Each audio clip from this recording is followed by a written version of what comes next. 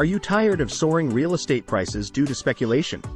The Ministry of Commerce is taking decisive steps to tackle the issue head-on. Stop sign downward trend. House. According to the latest draft, major changes are in store for real estate transactions on online platforms.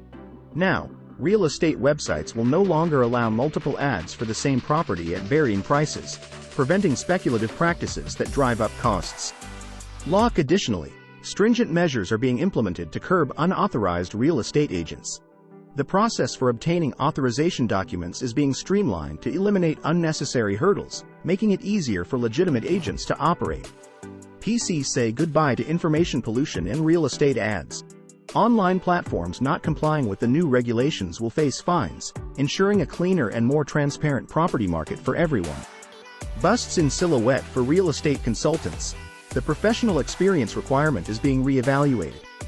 No longer will aspiring agents face challenges due to strict experience criteria. This change aims to make the authorization process more accessible and fair. Revolving light. Big news for real estate operators. The criteria for issuing authorization certificates are getting a revamp. Instead of focusing on criminal sentences, the new regulation emphasizes a clean record over the past 5 years, providing a more nuanced perspective on an agent's eligibility. Loudspeakers. Stay tuned for updates on these groundbreaking measures that are set to reshape the real estate landscape and protect buyers from inflated prices. Globe Home.